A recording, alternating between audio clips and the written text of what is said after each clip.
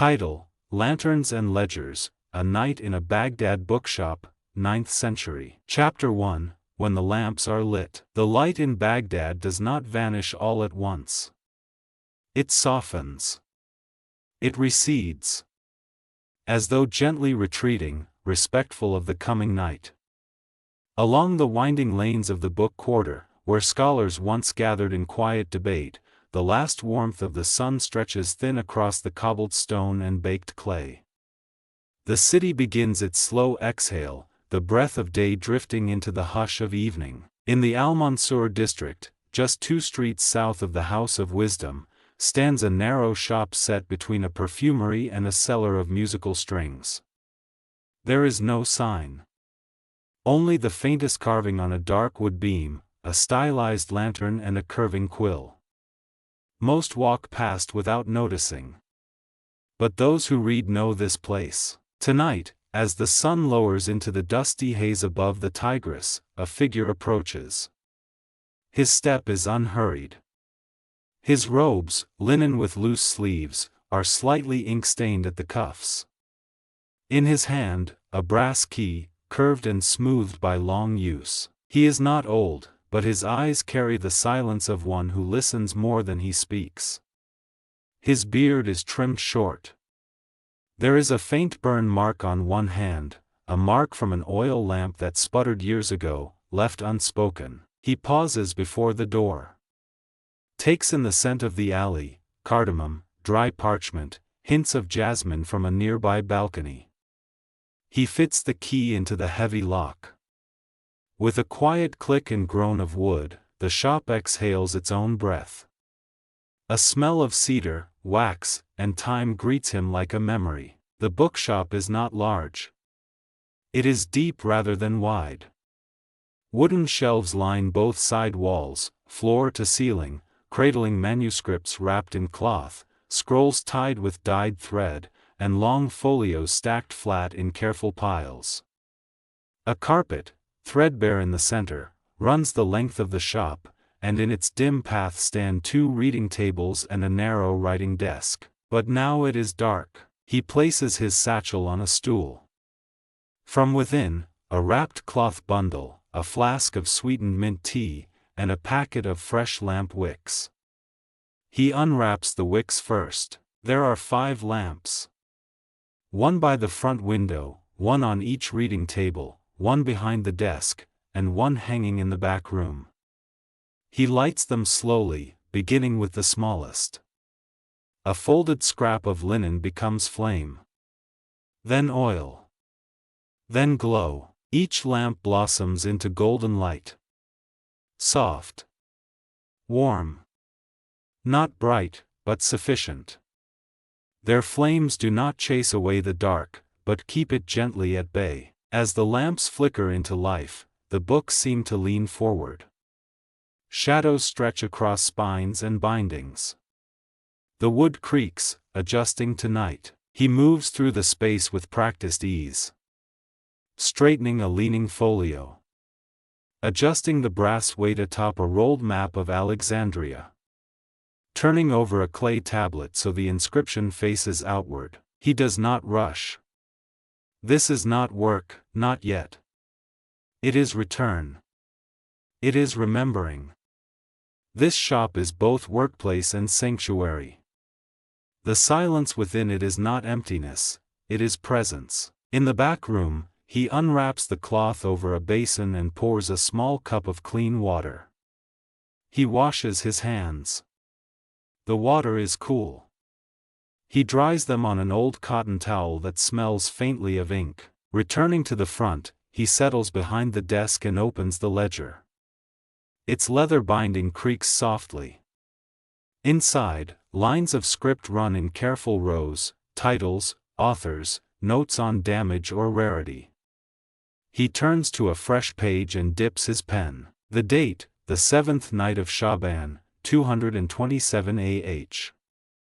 He writes slowly, the numerals curving like the spine of a cat.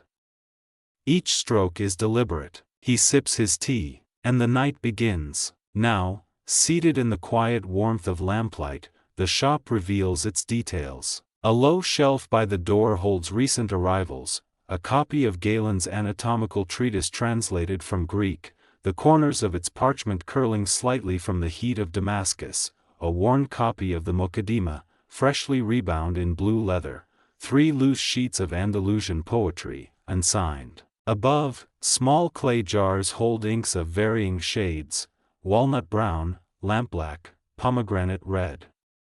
Quills, trimmed and sorted, lie in a shallow tray. A bronze stamp, engraved with the shop's seal, rests beside a bowl of date seeds. Every object here has a place, and a memory. A stain on the rug from a spilled inkwell 3 winters ago.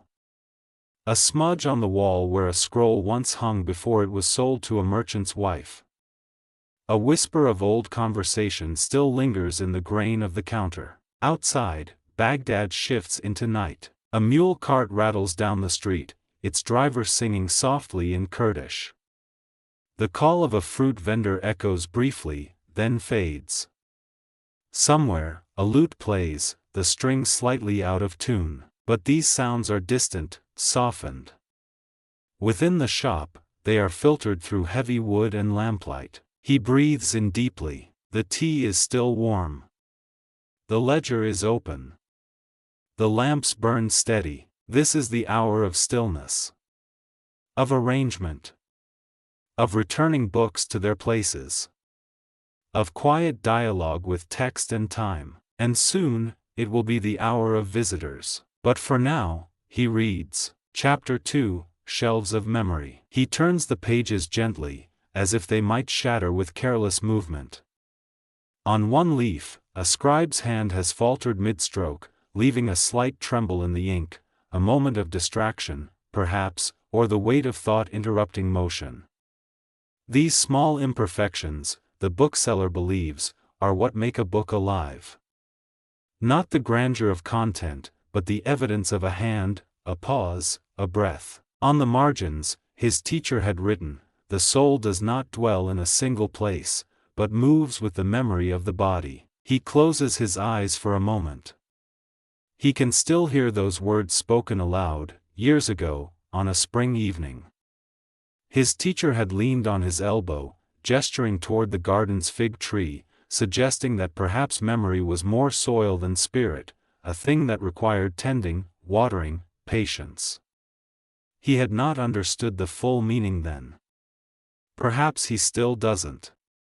But the sound of the voice remains. He smiles faintly and closes the manuscript. His fingers linger on the linen wrapping. Then, slowly, he rises and walks the aisle again. On a higher shelf rests a volume nearly crumbling with age, a slim volume of poetry by Abu Nuwas, recopied by a student scribe in the early years of Caliph Harun al-Rashid. The cover has long since been lost. Only a thin layer of binding thread holds the folios together. He brings it down and opens to a random page. The script is awkward, slanted, likely a young apprentice's work. Still, the lines are clear. "Do not ask what my heart conceals at night, for the ink would weep before the tongue could speak it." A memory stirs. This book was once carried in his robe pocket. He had read from it beneath the city's arches, in the blue hour between last light and full dark, when the air was thick with dust and swallows. Once, he gave this very book to a woman, or thought to, then could not part with it.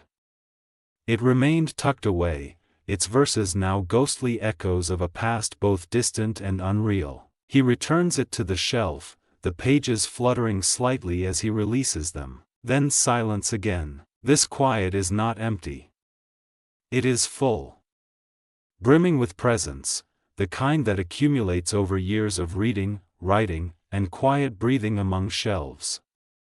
The kind of silence that feels warm. He returns to his desk and lights a second lamp. Its wick catches with a faint sigh. The second lamp casts its glow more narrowly than the first, as if hesitant to intrude. It lights only the desk and a small portion of the floor beneath it, where the edge of the rug is beginning to fray. The bookseller watches the soft halo of light for a moment, then opens a drawer beneath the table. Inside are fragments, too damaged to shelve, too meaningful to discard. A torn folio from a lost medical treatise. The handwriting suggests it once belonged to a traveling physician, possibly Persian. The margins bear notes in two different hands. The ink on one corner has been blurred by water, perhaps rain. Or perhaps tears. He does not know. He never will. He smooths the fragment gently across the desk. The script is fine, steady, disciplined. He can still make out a line. The pulse in the wrist speaks first to the illness in the heart. He reads it twice. Then closes his eyes. There is a sorrow that comes not from loss, but from partial remembrance, the way a page survives without its beginning or end. The way a name is recalled but the face escapes you. The way a scent returns suddenly, vividly, yet you cannot say from where. He places the page back in the drawer. Among the other scraps is a single page of Greek, likely copied by a translator's apprentice. He never discovered which work it came from. The words were faint, and some missing entirely. Still, something in the curve of the letters kept him from discarding it. Even unreadable, it bore the weight of someone's effort, a hand learning, trying, giving shape to thought through ink. There is a kind of reverence, he believes, in preservation. Not because the page is needed, but because it was made. Because someone, somewhere, sat at a desk like this one and tried to leave something behind. He reaches for another slip of parchment. A corner only, yellowed and curling. Nothing on it but the remains of a seal, dark green wax, cracked with time, still bearing the faint impression of a lion's head. He had once tried to identify the seal, searching trade records, scribal logs, even merchant inventories. No match. No clue. Only the fragment. It is, he thinks, the perfect metaphor for memory itself. Not the full tapestry, but the thread. A single thread, frayed and drifting at the edge of cloth, hinting at a pattern you'll never fully see. Outside, a dog barks distantly. A wooden cart creaks. The sounds, familiar and unhurried, echo against the clay walls of the alley. Somewhere across the rooftops, an owl begins to call, slow, low, rhythmic. The city sleeps lightly. He rises and stretches his arms slowly. His joints click softly. Then he moves to a shelf near the window, the one closest to the street. There, beneath a thick manuscript of Persian astronomy, sits a codex of Arabic grammar exercises written for children. The pages are thick, smudged, and bent. Margins have small doodles, not by the original scribe, but by the children who once practiced in its pages. Tiny birds. A crooked star. A clumsy drawing of a cat. He flips to a page where a student has carefully copied out the same line, over and over. The noun begins, the verb moves, the particle connects. He smiles. Once, many years ago, he had used this very book to teach a boy, the son of a neighbor who came each evening while his father worked the tannery. The boy had trouble sitting still, always fidgeting with the reed pen, but he loved drawing the shapes of letters. He wanted them to look like birds, he said. Like flight. Eventually, the family moved to Basra, and he never saw the boy again. But the writing remains. The cat is still there. So is the crooked star. He returns the book to its place with care, adjusting the astronomy volume above it so the weight is even. And then, a soft sound. The chime above the door. It is quiet. Almost polite. A rustle of robes, a footfall hesitant against wood. A visitor. But not yet. That moment belongs to the next part of the evening. For now, he stands still, letting the silence fill the space between the shelf and the soul, letting memory settle back into its quiet corners, like dust beneath a binding, like breath in a resting chest. The chime sounds again, faint, metallic, like wind brushing a strand of brass. The door opens just enough to let in the scent of the night air, dry, cool, touched faintly with cumin from a vendor's cart and the sweetness of jasmine vines coiling somewhere unseen. He doesn't rise at once. Instead, he finishes setting a book back onto its shelf. This is not indifference. It is rhythm. In his shop, nothing happens quickly, not conversation, not discovery, not even greeting. Only after the book is settled does he lift his gaze. A figure has stepped inside. Not young, not old. Dressed in a plain wool cloak, frayed at the hem. Sandals dusty from walking. A linen satchel slung across one shoulder, the edge damp where it has brushed against dew or an open clay jar. The visitor lingers just past the threshold, not speaking. The bookseller offers a small nod. An invitation. Nothing more. The visitor returns the gesture and closes the door gently behind him, mindful of the silence. His footsteps on the rug are nearly soundless. He walks as one accustomed to quiet places. Without needing direction, the visitor moves toward the reading table nearest the wall of philosophy. He brushes his fingers lightly over the top of a folio, then pulls out a stool. He does not ask. In this shop, it is understood, some come to buy, others to browse, but many, like this man, come simply to sit among books. The bookseller returns to his desk, letting the moment breathe. After some time, the visitor speaks, softly, as if to the lamplight itself. I thought I might find silence here. The bookseller does not look up from the ledger he's opened, but replies just as softly. There's more than enough to share. The visitor lets out a breath, perhaps a laugh, perhaps a sigh. Then, after a pause, the street has grown louder lately. New merchants. Lanterns that burn too brightly. I missed this place. Still not looking up, the bookseller replies. You've been gone a while. The man nods. Mosul first. Then Ray. Months of wandering. Too many cities, not enough time. Or perhaps the other way around. He opens his satchel and draws out a small packet, wrapped in oilcloth, tied with string. He sets it gently on the table, but does not open it. The bookseller's eyes flick briefly toward it, then return to the page. More fragments, a few. A section of the meteorology, I think. And some verses from a poet I couldn't name. You never can, the bookseller says, and there is warmth in the teasing. The visitor smiles, a slow, tired gesture, and stretches his arms forward. His fingers linger on the worn wood of the table. One nail is ink-stained. His knuckles are dry. They sit that way for a time. Not speaking.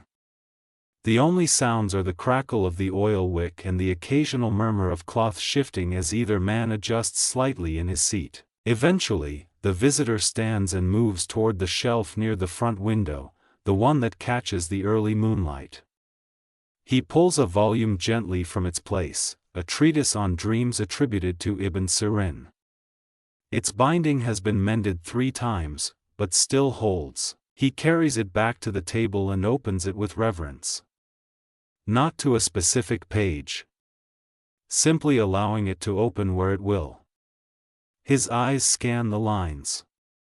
His lips move, though he does not speak aloud. The bookseller watches this from the corner of his vision, unmoving. He has seen many readers over the years. Some devour text. Some hunt it. Some read to conquer. But this one, like a few rare others, reads as one might sit beside a river, not to claim its water, but to listen to its flow. Eventually, the visitor turns the book slightly, so that the bookseller might see a passage. Here, he says. This always stays with me. The bookseller leans forward slightly to read. The dream of ink is not always the dream of writing. Sometimes it is the dream of forgetting. Neither man speaks for a while. Then the visitor closes the book and returns it, just as carefully, to its place on the shelf. His steps are slow, not from weariness, but respect. Back at the desk, the bookseller has poured a second cup of tea. He offers it without words. The visitor accepts it with both hands. "Still mint?" he asks. "Always." They drink in silence. The warmth of the tea folds easily into the warmth of the room. The lamps are lower now. Their oil thinner. The shadows deeper. Outside, the wind picks up slightly, brushing past the door with a sound like pages turning. "I should go," the visitor says, after a time. "It's a long walk to the bridge." The bookseller does not argue. He never does. The visitor tucks the packet of fragments back into his satchel. He does not mention payment. He never does. At the door, he pauses. His hand rests briefly on the carved lintel, the lantern and quill. "You'll still be here next season, if the roof holds, and the lamps last," the bookseller replies. "Then I'll return." He steps out into the night. The bell chimes once more. Then the door closes, and the silence returns, not hollow, not vacant, but full of presence. As though the visitor, too, had become part of the memory stored among the shelves. The door has closed. The visitor is gone, but not truly. In the stillness that remains, there is a trace, not a sound, not a scent, but something subtler. The presence of conversation that lingered without demanding reply. The faint warmth of a second cup on the desk. A weight in the silence that is not emptiness, but memory. The bookseller does not rise at once. He remains seated, hands resting lightly on the open ledger, gaze unfocused. For a moment, the shop holds still, no rustling parchment, no shifting footfall, no breath but his own. Then, as if moved by an unseen rhythm, he leans forward and gently closes the ledger. The soft thud of the cover meeting its leather-bound rest is a final sentence in an unwritten chapter. A period, not an end. He rises slowly and walks to the reading table, where the second lamp has burned low. The flame flutters, a single petal of gold. He shields it with one hand and pinches the wick gently. A curl of smoke drifts upward, dissipating into the wooden beams above. One by one, he extinguishes the lamps. Not hurriedly.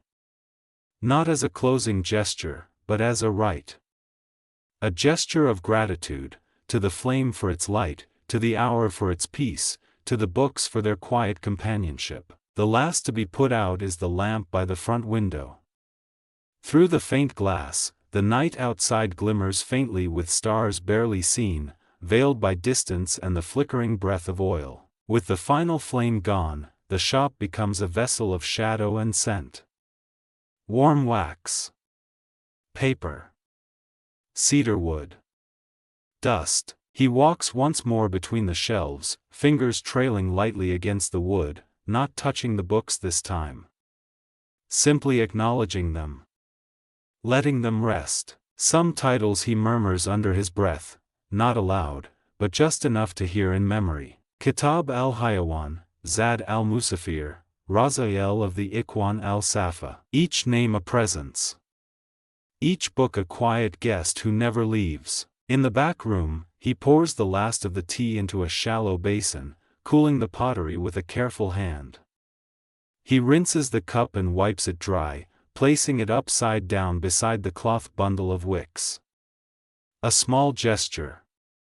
The beginning of tomorrow's ritual. He draws the curtain across the rear doorway, not to close off the space, but to soften it. To let the shadows fall more gently, like a lullaby across the books. Then he returns to the front, gathering small items, a discarded reed pen, the visitor's folded napkin, a single date seed left on the edge of the desk. All are placed with care in their proper places. Even the smallest things are not forgotten here. He kneels briefly to adjust the rug, tugging its edge so it lays smooth. His fingers pause on a patch worn thin, the same place where visitors often rest their feet. The pattern there has faded almost entirely, but he remembers it. A motif of climbing vines. He can still see it, faintly, in his mind. And then, finally, he walks to the door. Outside, Baghdad rests. The alley is dim, but not silent. A breeze carries the shuffle of sleeping birds, the creak of wood cooling under moonlight, the distant murmur of water poured into clay jars. Someone sings a lullaby in a nearby courtyard, the voice too faint to catch the words, but clear enough to understand the tenderness. He closes the door gently and turns the key in its lock. The mechanism sighs, not stiff, but aged, like a joint long used and well cared for. He lingers a moment longer, his hand on the carved lintel, lantern and quill. Two shapes that have guided more than just the shop, they have shaped his days, and his nights, and the quiet rhythm between them. Then he steps into the alley. The moon is high now, thin as a scythe. The paving stones are cool beneath his sandals. He does not rush. His home is only a few minutes away. Behind him, the shop rests in darkness. But inside, something remains lit, not a flame, not a lamp, but a presence. The kind that lives between pages. That breathes when ink dries. That whispers when all else is still. Chapter 3, Ink and Intuition. The lamps are long extinguished, but the mind lingers. Back at his modest home, no more than 5 turns down from the shop, the bookseller rests on a narrow wooden bed. A woolen blanket pulled to his chest. Yet his thoughts have not quieted. In the pocket of his robe, hung neatly near the door, rests a single folded note, one given to him long ago and nearly forgotten. But something stirred tonight. Perhaps it was the fragment the visitor brought. Or perhaps it was the poetry. Either way, a thought began to grow, quietly, in the margin of his mind, like a smudge of ink that spreads if left untouched. He remembers the page. The line about the dream of ink not always being the dream of writing. And beside that line, in the manuscript of Ibn Sirin, was a mark he had not noticed before, not a correction. Not a scribe's guide. But a faint symbol, a dot with 2 trailing lines, arched like a crescent but broken halfway. He had seen that mark before. Once. In a ruined folio given to him years ago by a caravan merchant from Balkh. A text that had since vanished in trade or was perhaps lost in a roof leak that claimed several lower shelves one summer. Yet the mark remained in his memory, untouched by time. He sits up. The room is dark but familiar. He does not light a lamp. His hands find his slippers by feel alone. There is no urgency. Only curiosity, slow, deliberate, guiding. He wraps his shawl across his shoulders and steps outside. The air is crisp. Quiet. Stars above Baghdad shimmer like pinpricks through silk. Cats move silently through alleys. Somewhere, a rooster stirs too early, then settles again. He walks the 5 turns back to the shop. The key in the lock clicks home with its usual softness. He does not light all the lamps, only one, the desk lamp, low and steady. The rest of the shop remains in half shadow. He finds the dream manuscript. He opens to the page. The mark is still there. And now, another memory joins it, a miscopied passage in a grammar scroll, years ago, where the same shape was used not as a letter, but as a space marker, a kind of visual cue between thoughts. Used only in a small scholarly circle in Wayzat. Used briefly, then abandoned. He leans back in his chair. Not surprised. Not excited, only attentive. A trail has opened. Not in the world, but in the ink. The mark sits quietly on the page, its ink slightly faded, a subtle deviation in the otherwise careful hand of the scribe. 2 trailing lines, a dit, and an arch not completed, a gesture rather than a word, a pause captured in form. The bookseller leans forward, elbows resting on the desk. His breath is slow, steady.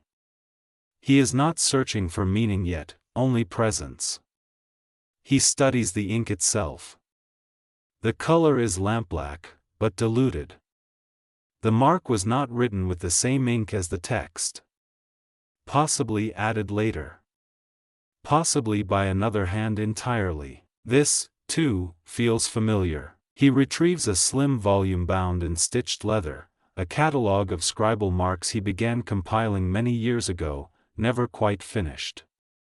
Inside are dozens of pages, drawings of letterforms, corrections, indexing symbols, copyist shorthand, numerals, seals. Some known. Others guessed at, and on the 13th page, drawn in his own careful hand, a similar mark. Not exact, but enough to stir certainty. The note beside it reads, fragment found in scroll from Wayzat, 213 AH used at line breaks without headings. Seen only once. He runs a finger along the drawing. So it had appeared before. More than once now. Not a coincidence. He pulls the catalogue closer and reaches for another manuscript, this one shelved on the bottom right, behind a stack of older grammars. It is a compilation of correspondence between scholars in the eastern provinces. A thick volume, worn along its edges, tied closed with a strip of woven wool. He unties it, lays it flat, and begins turning pages. There is no rush. His hand moves in rhythm with the pages. Each turn is deliberate. His eye glides steadily across each line. Every so often, he pauses, not because he has found what he seeks, but because something in the handwriting or phrasing feels faintly familiar, like a voice heard in a dream. And then, on the 73rd page, he sees it again, not alone this time. The mark appears in a margin, set between two lines of text, like a bridge between two thoughts. Not decorative. Functional.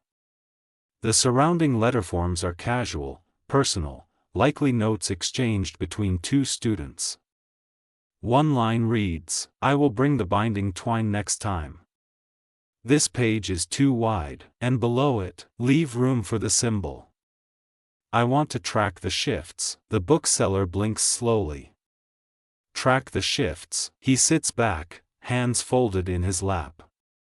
The candle's flame stirs faintly, responding to a draft he cannot feel. It is becoming clear, the mark was used intentionally, not as a decoration, nor a slip of ink, but as a device. A tracker. A way to note when an idea moved beyond the boundaries of its line. Perhaps to mark a transition of tone, or perspective, or even voice. Not a break. A turn. He pulls an old sheet of parchment from a drawer and draws the symbol slowly, repeating it several times until his hand remembers the motion. A dot. A curve. Two trails. He tries it in different orientations, inverted, mirrored, to test how it changes. Then he writes the line from the dream manuscript beneath one of the marks. The dream of ink is not always the dream of writing. He pauses. Then writes a second sentence. Sometimes it is the dream of forgetting, and marks that with a symbol too. Two thoughts. Two marks. The second emerging from the first. There's a quiet tension in the concept, not contradiction, but contrast. He begins to wonder if the symbol is not merely structural, but philosophical. A way to hold duality, to acknowledge a turn in thought without severing the connection. He looks again at the page in the dream manuscript. The symbol had been placed at the end of a sentence, but aligned not with the text, but with the margin. A visual offset. This detail matters. He opens his ledger and scribbles a note. Crescent mark, Wayzat origin. Possibly dialectical. Mark's inner transition. Not always semantic. Then, in smaller script below, may suggest recognition of multiplicity in the soul's expression. Ink as echo. He smiles faintly at the last line. He is not sure it means anything yet, but he writes it anyway. Sometimes writing is not to communicate what is known, but to draw out what waits in silence. The night deepens. Outside, the wind moves gently through the alley, shifting dust, brushing the edges of wooden doors. A soft clatter echoes, a jar tipped somewhere, perhaps by a restless cat. The city remains half asleep. Inside the shop, only one lamp glows, its light curved around the bookseller like a warm bowl. He reaches for a thin scroll, one he hasn't read in years. Not because he seeks an answer, but because his hands are drawn to it, as though it too remembers the symbol. The scroll opens reluctantly, its edges dry, but the ink within is still sharp. It is a commentary on logic, filled with diagrams and counterexamples. He finds no symbols in it, no matching marks. But in the margin of one page, someone has written in cramped Arabic, "Between the known and the unknown, there must be a gesture." He sits back again. This, too, feels connected. The gesture. The mark. Not just a symbol in ink, but a shape of thought. A motion of the mind. He remains at the desk for a while longer, letting the thought turn slowly in the quiet. There is no resolution. No sudden revelation. Only a growing sense that something small, quiet, and forgotten has begun to stir. And that, sometimes, is enough. Morning does not arrive all at once in Baghdad. Instead, it filters in gently, the call to prayer floating through latticed windows, the scent of bread rising from distant ovens, the soft creak of wood as shutters open to meet the world. But in the bookshop, time still lingers in night's hush.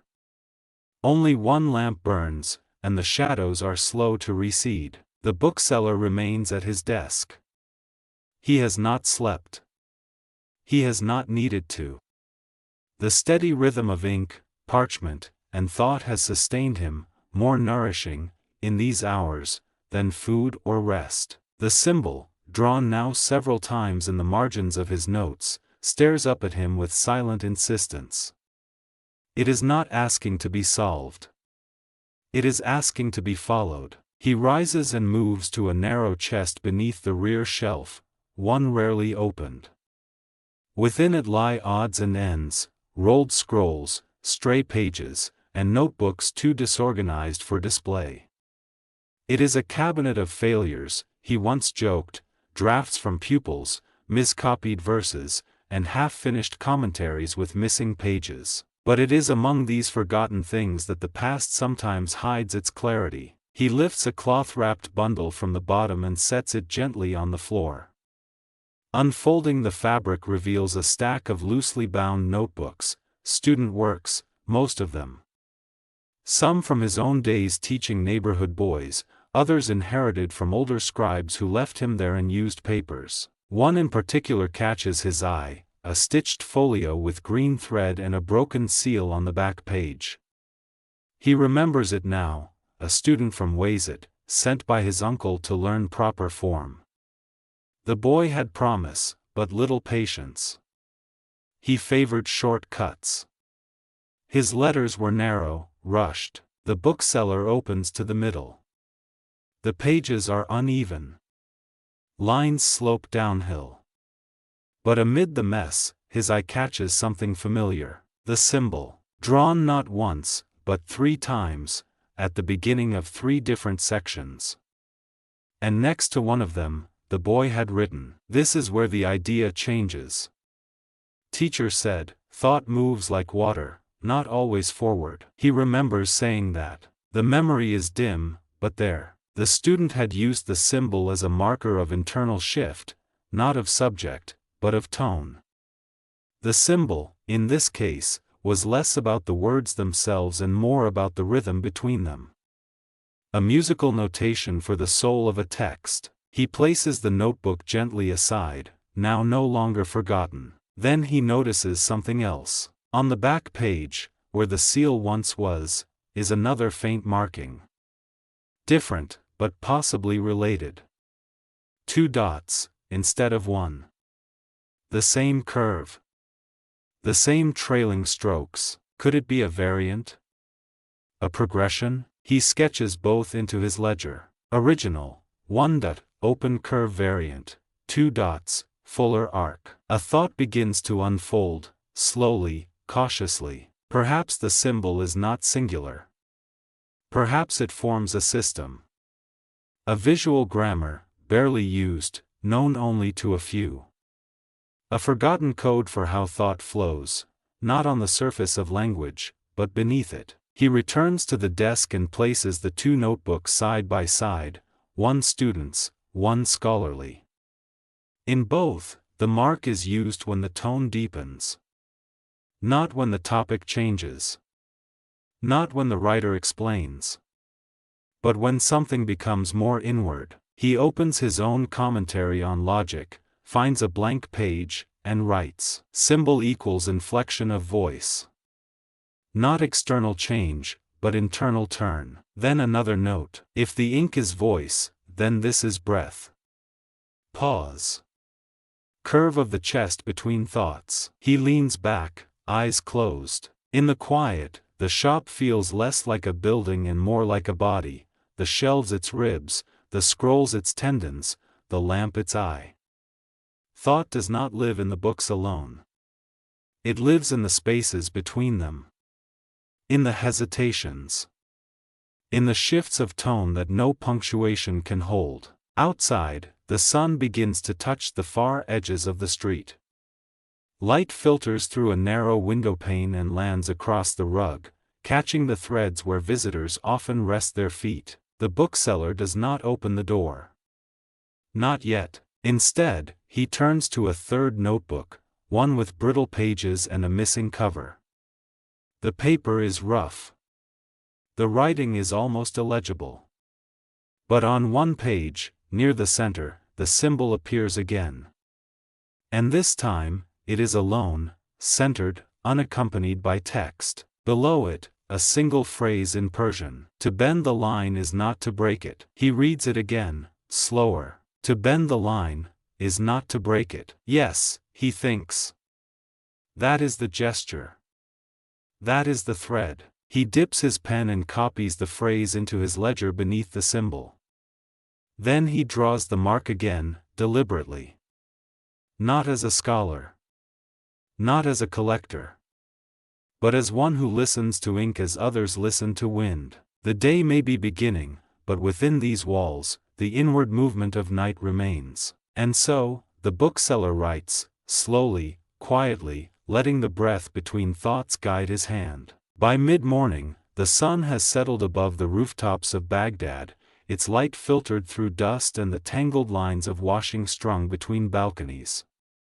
The city is awake now, children run between carts, birds shout from tiled eaves, and the hum of barter rides the air like a second wind. But the bookseller steps quietly through it all, his pace unhurried, his eyes mostly downcast.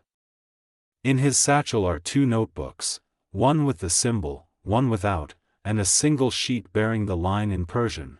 To bend the line is not to break it. He is walking toward the house of a woman he has not seen in 3 years. Her name is Layla bint Kadir, once a translator of difficult texts, now largely retired.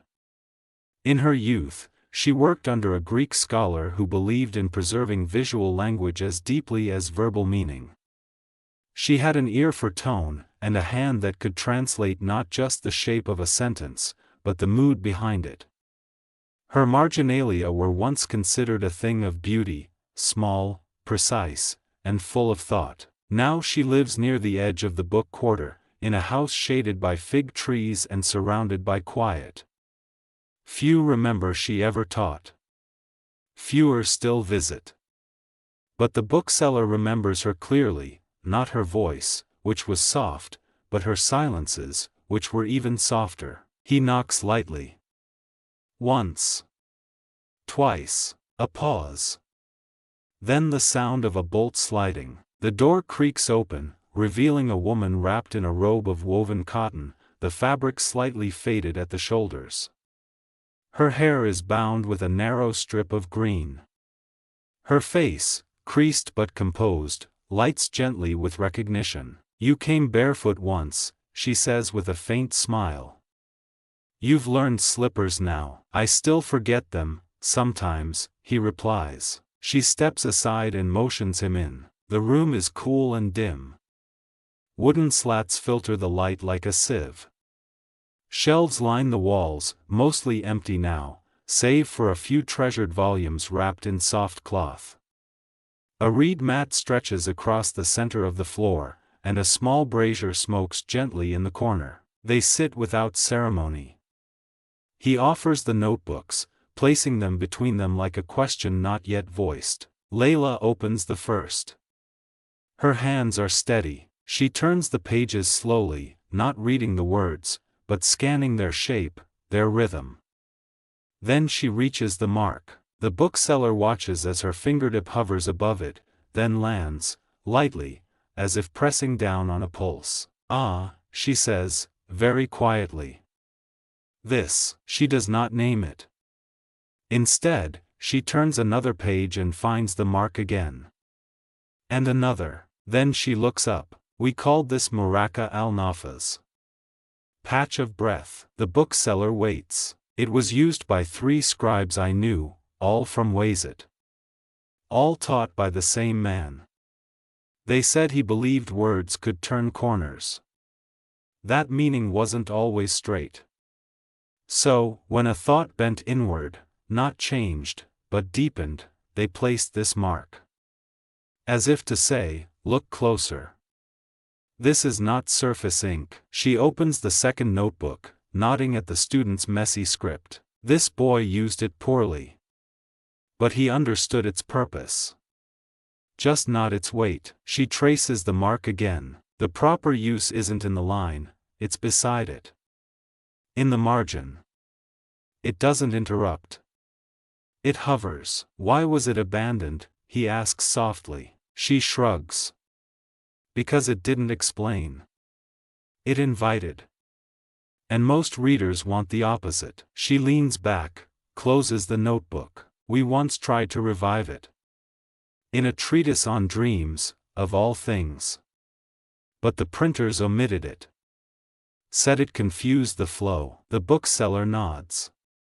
That must be the manuscript he found. He unfolds the Persian line and shows it to her. She reads it aloud. "To bend the line is not to break it." Then smiles. "Yes. That was the phrase. The teacher from Wayzat, Al-Narawani, used to say it whenever someone argued about clarity. He believed truth curved. Never marched." They sit in silence again, as though honoring the curve between their own thoughts. Finally, she places both notebooks back into his hands. "You can still use it," she says.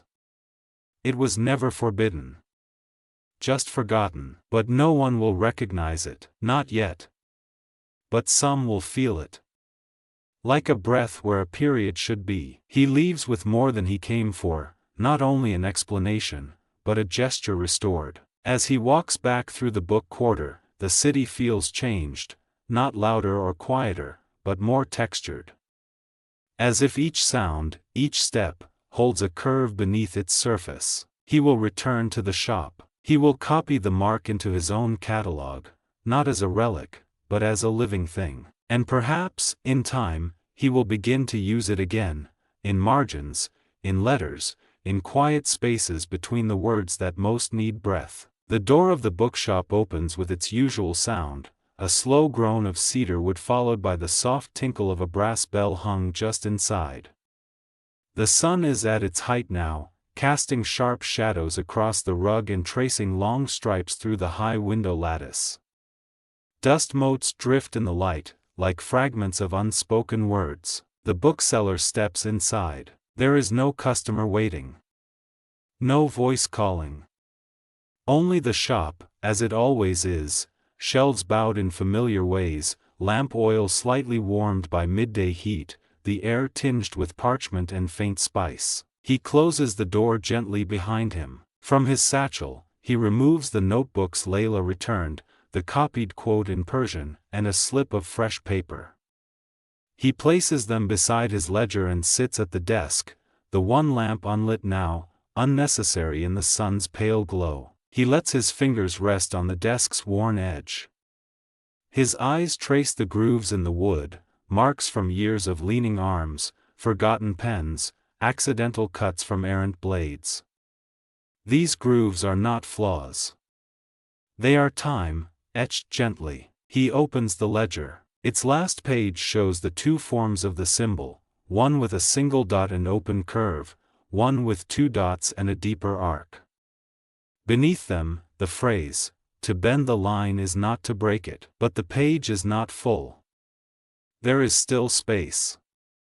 Still room. He dips his pen. The nib touches the page with a soft scratch, and he begins to write. This mark has no grammar. It does not command. It suggests. It listens more than it speaks. I have seen it now in 3 hands. In the margin of a dream manuscript. In a student's breathless scrawl. In the memory of a translator whose silence said more than her words. He pauses. Outside, a pigeon flutters onto the balcony rail.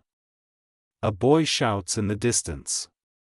A neighbor's broom swishes the stone path. Then he continues. I will use it again, not because it clarifies, but because it honors the turn, the moment a thought folds inward, the place where one voice becomes another or a single voice reveals its many selves. He draws the symbol once more, slow, curved, deliberate. This one is different.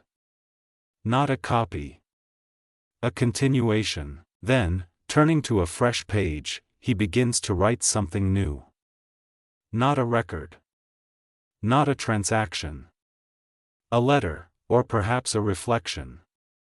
It is unclear whom it's meant for. There are words we write for others, there are words we write for ourselves, and there are words that exist simply to hold space, between knowing and not knowing. This symbol is for that space. He writes for a while longer. No structure. No conclusion. Just sentences with breath between them. Phrases shaped by silence. Paragraphs bent gently, like reeds in shallow water. When he finishes, he sets the pen down and folds the sheet into thirds. Not to send. Only to contain. He places it on the highest shelf, beneath a ceramic paperweight, a gift from a customer long gone. The shelf is rarely touched. But that's the point. Then he does something unusual. He selects a clean scrap of parchment, draws the symbol at its center, and places it in the shop's front window, tucked behind the glass where sunlight can touch it. No explanation, no label, only the symbol, quietly resting there, waiting. As the afternoon stretches and the light shifts from white to amber, a young visitor enters. A student, perhaps. Her sandals are dusty, her robe loosely tied. She wanders quietly, browsing titles, not disturbing the silence. She pauses at the desk and places a small scroll on the counter, a commentary on ethics. The bookseller takes it, examines the binding, and nods. It will go well on the third shelf, beneath the copy of Risalat Alub. The student lingers, then glances toward the window. What does that mark mean? She asks softly. The bookseller smiles. It means the thought is not finished yet. She tilts her head, then nods. No further questions. And that, too, is part of it. Later, as the city settles into dusk, and the evening lamps are lit once more, the symbol remains, in the ledger, in the window, and somewhere else, deeper still. Not a word, not a sentence, but the breath that comes before. Chapter 4, Bindings and Breaks. There is a quiet ritual to beginning again. Not the kind shouted into the world with banners or proclamations, but the soft, solitary return to a task once left unfinished. The bookseller wakes late on this day, later than usual, his body gently weary from the long night of writing. But he does not resist the slowness. He rises with the same care he uses to lift old pages, one motion at a time, smooth and unhurried. Outside, the city has already begun its slow churn. Merchants call to each other in clipped phrases. Distant metal strikes echo from the copper market. But in his home, tucked above the shop in a modest upper room with a single shuttered window, it is still early enough to hold silence. A basin of water waits on the corner stool. He washes his face and hands, then dries them on the same towel he has used for years, frayed, ink-stained at the edges, but still soft. These are the things that endure, not through strength, but familiarity. After dressing, he descends into the shop. The door is still locked. The lamps are still dark. But the air within holds warmth from yesterday, the faint scent of wax and cedar wood lingering like a soft echo. He moves to the back table, the one reserved not for sales or sorting, but for restoration. A single bundle rests there, wrapped in linen and tied with an old blue ribbon. He remembers it now. A manuscript damaged months ago by a leak in the upper wall, where rain pooled and ran through the shelf edge. Several pages blurred, two torn entirely. He'd placed it aside until he had time, and now, that time has arrived. He unties the ribbon. Unfolds the linen. Inside lies a treatise on astronomy, copied in 813 AH, its script narrow and careful. The title page is intact, Reflections on the Movement of Fixed Stars, by Idris al-Khazini, a minor philosopher once associated with the Eastern libraries of Merv. The name is unfamiliar to most. But the bookseller remembers seeing it once in a catalogue of lost commentaries. He turns the first page. Then the second. The ink has run in places, forming ghostly shapes across the parchment, not quite unreadable, but blurred, as if the stars themselves were shifting out of alignment. He lays the folio flat. From a drawer beneath the table, he retrieves a small wooden box of tools, bone folder, fine scissors, wheat paste wrapped in waxed cloth, and a bundle of soft goat parchment cut for patching. Each item is arranged in its place, not in pursuit of efficiency, but of peace. He begins by inspecting the tear along the third leaf. It is clean, the result of water-softened fibers, not mishandling. The page had given way quietly, without violence. He lifts the sheet gently. Beneath, the next page remains mostly intact. This is the work he loves most, not acquiring, not appraising, but repairing. To restore a book is not to return it to perfection. It is to honor its injuries, to acknowledge them without erasure. The patch must support the wound, not hide it. He mixes a bit of paste and smooths the edge. The new parchment is trimmed to match the curve of the tear. Then, with the bone folder, he presses the two surfaces together, slowly, with the patience of water pressing stone. As he works, his thoughts begin to drift, not aimlessly, but rhythmically. He remembers a time, decades ago, when he assisted a master restorer in Basra. The old man had taught him to listen to paper as if it breathed. Each sheet has a spine, he once said, and where the spine bends, so bends the soul. He smiles faintly at the memory. The paste sets. The page rests beneath a wooden weight. He moves on to the blurred text. Here, the damage is more subtle, the words are present, but their outlines feathered. A student might ignore them. A reader might guess.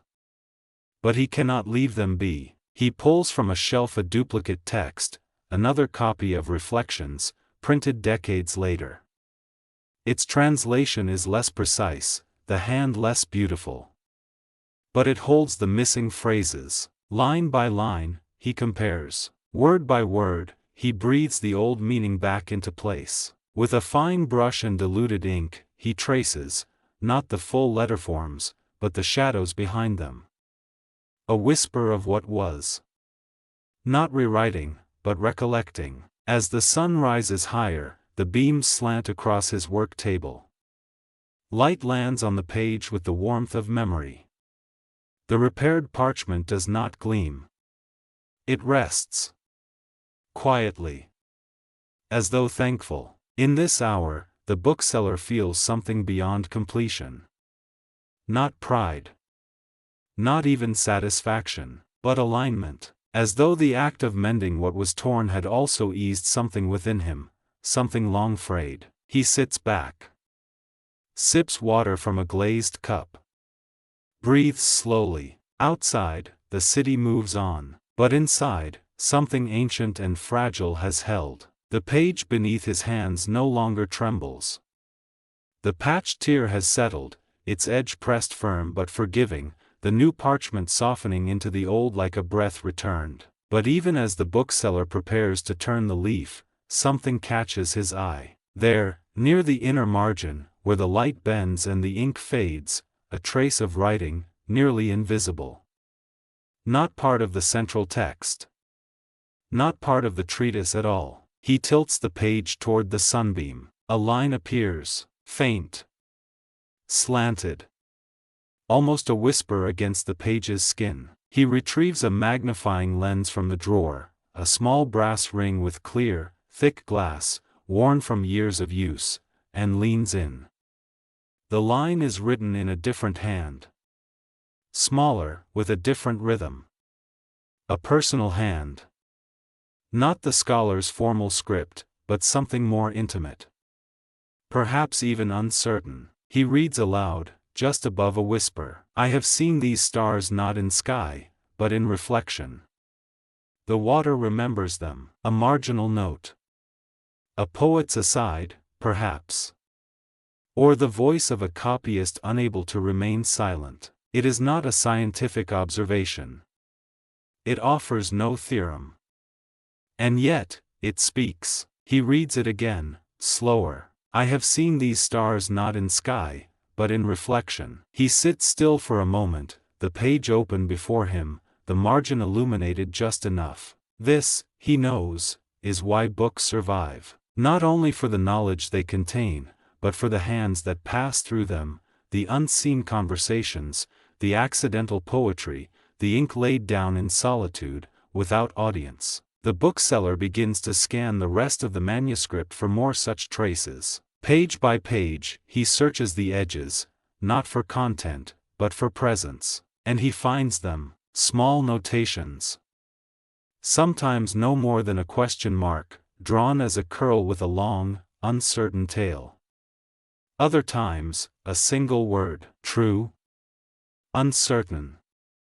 Remember this. On one page, beside a diagram of stellar movement, a small phrase curves up the gutter. But what of those who watch the stars and feel no motion? He pauses. Who was this? Not the original author. Their script was broader, their lines confidently ruled. This, by contrast, is hesitant, almost unfinished. A student? A traveler? A reader who once studied this by lamplight? Or perhaps someone like himself, not seeking truth, but resonance. He begins collecting the marginalia. A separate folio is placed beside the manuscript. There, with deliberate care, he copies each phrase exactly as it appears, ink color, position, even the slant of the script. He makes no corrections. That is not his role. His task is only to preserve. By the time the shadow of the window grate falls fully across the desk, he has found nearly 14 fragments. None longer than a line. Some broken mid-thought. Others poetic, though likely not intended as poetry. He reads a few aloud, to the stillness. A flame that does not burn the paper must still give off light. The stars repeat nothing, yet they return. I write this not to be read, but to hear myself through time. He closes his eyes. Somewhere beyond the walls, a dove calls from a rooftop. A wheelbarrow creaks. The ordinary world continues. But within this quiet shop, the conversation now includes a voice from centuries ago, faint, unrecorded, but not quite lost. The bookseller reaches again for the main manuscript. One final note remains, this one at the very end of the text, just beneath the colophon. It is not a signature. It is a date, but the year is struck through. Beneath it, another is written. The second date is older. He blinks. That should not be. Why would a scribe mark a manuscript with an earlier year? Then, beside the date, a single word, copied anew. He leans back, realization settling gently like dust. This manuscript is not the first copy. It is itself a copy of a copy. And the margin notes? They may not belong to the most recent scribe, but to the one before. A voice folded within a voice. The book is not just a work of astronomy. It is a memory in layers. He closes the cover slowly. Outside, the day continues its course, light thinning just slightly, the golden hour approaching. But inside, time moves differently. Within this manuscript are echoes. Not loud, but true. And now, thanks to careful hands, they remain. It is late afternoon now. The lamps in the shop remain unlit, but the light has begun to soften, folding itself over the shelves and papers like a blanket of silk. Dust floats quietly in the shafts of sun that angle through the lattice. Outside, voices shift into slower tones, the city easing toward the cooler hours. The bookseller sits still before the manuscript, hands resting on its worn cover. Before him lies the page with the crossed-out date. Beneath it, the inscription, copied anew. And above that, the marginal notes, soft, oblique, unmistakably human. He thinks not of the content, but of the hand behind it. Who were they? A scholar? A wanderer? A restless student? He returns to the copied folio of annotations, 14 fragments, each carefully transcribed as they appeared in the original. There is no signature. No title. But the voice is consistent. Measured. Introspective. Not seeking authority, but companionship with the text. He reads a few lines again. Not all things that return are meant to stay. I trust the stars more when I do not name them. To doubt is not to stray. These were not the words of a formal commentator. They were not corrections or glosses. They were quiet responses, thoughts offered beside the text, not on top of it. He wonders if the scribe had been lonely, or perhaps not lonely, but inward. A companion to the stars, not the world. Something about the voice reminds him faintly of a visitor he met years ago, a traveling writer from Samarkand who wandered Baghdad's libraries, leaving unsigned notes in borrowed manuscripts before moving on. But that was decades ago. And these notes are older still. He pulls a small volume from the upper shelf, a catalogue of calligraphic hands from the eastern provinces, compiled by a scribe from Nishapur. Each entry includes examples of individual letters and punctuation habits, copied from known manuscripts. It's a quiet book, full of inked comparisons and measured guesses. He turns to the section on margin hands, scripts used by assistants, apprentices, and lesser-known copyists. After an hour, his eyes land on a familiar curl, a question mark, long-tailed, with a trailing flick at the end. He flips back to his folio of annotations. The same curl appears beside a line. What if this is not the true center? The match is not exact, but close. He reads the entry, likely attributed to the circle of Nasr al-Hanafi, active near Wayzat, c. 830. Associated with meditative texts, anonymous glosses, and marginalia on metaphysics. He sits back. There it is again. Wayzat. The same city where the curved ink symbol, the breath mark, originated. The same circle. The same tendency toward curved, contemplative thought. He lets the idea settle. This copyist, whoever they were, likely studied under someone from that school. Or was themselves part of the circle that carried this quieter form of scholarship forward, not through treatises, but through the silent conversation of marginal notes. He feels no urgency to confirm it. Names fade. Hands vary, but something remains. A current beneath the page. He recalls something Layla once told him. Sometimes, you don't identify a writer by name. You identify them by pause. By the rhythm of their silence. That thought comforts him now. He turns back to the manuscript, runs his fingers gently along its edge, not to examine, but to acknowledge. To trace the passage of time through the very material that carried it. The paper here is unlike the newer folios, less bleached, more fibrous. The watermark faint but present, a small four-pointed star within a circle.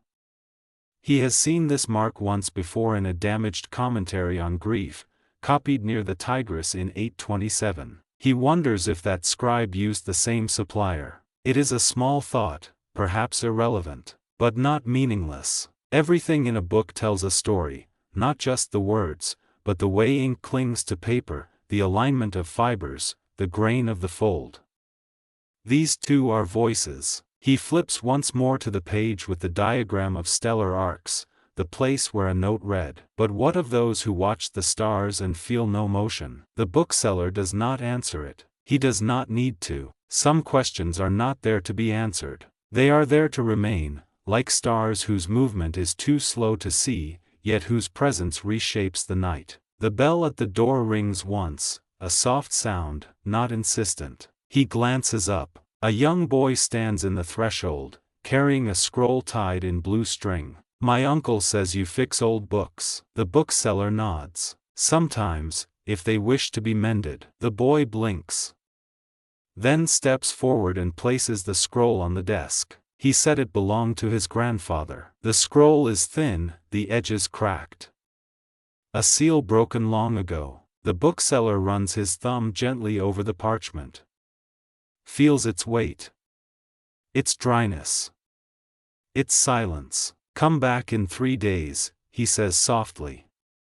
Tell your uncle I will read it like a letter from time. The boy nods. As he leaves, the door swings closed on a new note of quiet. The bookseller turns back to the manuscript. One voice has stirred another. And now, the rhythm continues. The scroll rests where the boy placed it, between the glass inkwell and the bookseller's folded notes. Thin, dry, with a delicate sheen of dust in its creases. The blue string around it is soft from age, its threads worn nearly smooth. He does not unroll it immediately. Instead, he looks. Observation is the first gesture of respect. The parchment is cracked at the corners. It bears no title, no external markings, only a faint remnant of a seal, wax, darkened with age, broken long ago. The crack across the wax suggests it was opened without force. It was not torn open in haste. Someone opened this with care. Once. He lifts the scroll in both hands, its lightness surprising him. Even dry, it does not crumble. That is a kind of promise. The desk is cleared of other work. He sets the scroll in the center, lights the side lamp, and closes the shutters to soften the daylight. Then he unties the string. It falls into a loose coil beside the lamp, like a spent breath. The first turn of the scroll resists slightly, age tightening its curve. But the parchment yields. Slowly, carefully, he begins to unroll. What he finds is not ornate. No illuminations. No gilded headings. Only black ink, in a flowing, tightly knit hand, less calligraphic than conversational. There is no formal introduction. No attribution, just words. The first line, to the one who finds this, I have not written a treatise. Only a record of questions I did not know how to ask aloud. He stops. His fingers hold the edge of the scroll, but gently, as if holding the edge of something breathing. The writing continues in short passages. Each begins with a single symbol, a half circle, open to the left, with a dot in its center. It is not a punctuation mark he recognizes. Nor is it purely decorative. It appears before each reflection, as though signaling not the start of a thought, but a hesitation. He reads, white diamond with center. The stars turn. But so do the questions beneath them. White diamond with center. When I do not speak, I still change. Is silence motion? White diamond with center. My teacher once said, the breath before the word contains more than the word itself. The bookseller leans back. There it is again, that rhythm. Not unlike the marginalia in the astronomical manuscript. Not identical, but familiar. He begins to wonder, is this scroll the voice behind those notes? Or another voice from the same current? He continues reading. Each passage grows slightly longer.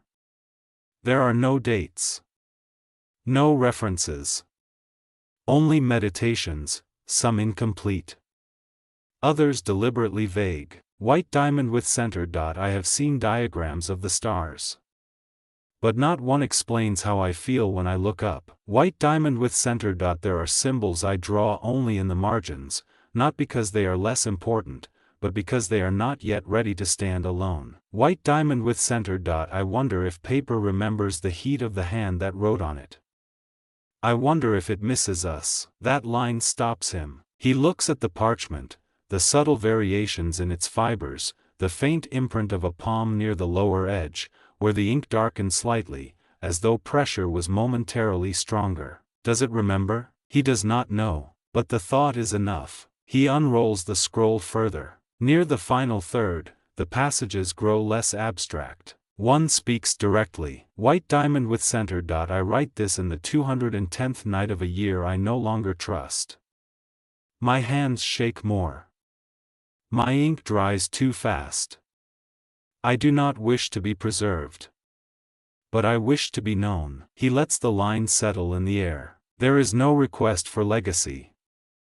No plea for remembrance. Only a wish, to be known. He understands that feeling. At the very end of the scroll is a line, written in a different hand. Smaller. Sparser. A postscript. He never signed. But he always sealed. This symbol, white diamond with centered dot, was his. I found this scroll among loose papers. I could not throw it away. Then nothing more. The scroll ends. He sits motionless for a long while. The room grows darker, the light outside turning amber. Within, the lamp's circle grows more pronounced. He rolls the scroll closed, slowly, respectfully, and replaces the blue string. He will not catalogue this yet. It is not a book. It is not a record. It is a gesture, a quiet voice passed between generations, kept not for instruction, but for presence. He places it in the drawer beside the annotations from the astronomy text. Different hands, perhaps, or perhaps the same current of mind, echoing in different forms. He pours tea, and while it steeps, he writes a single note on fresh parchment. Today I did not mend. I listened. And something old, older than name or ink, answered. He places the note inside the drawer with the scroll. He does not sign it. Night returns not as a curtain, but as a tide. It rises slowly at the edges of the shop, first in the corners beneath the shelves, then across the floor, and finally up the walls, until even the ceiling beams are touched by dusk. The bookseller does not light more than one lamp. That is enough. He has done no selling today. No trading, no tallying of coin. Yet the day feels full, not with answers, but with the soft pressure of presence. He sits at the restoration table, surrounded by traces, the astronomy manuscript, now drying fully after its repairs, the folio of margin notes, still open to the line about watching stars without motion, the unnamed scroll, returned gently to its string and tucked into the cedar drawer. Each of these items carries its own stillness.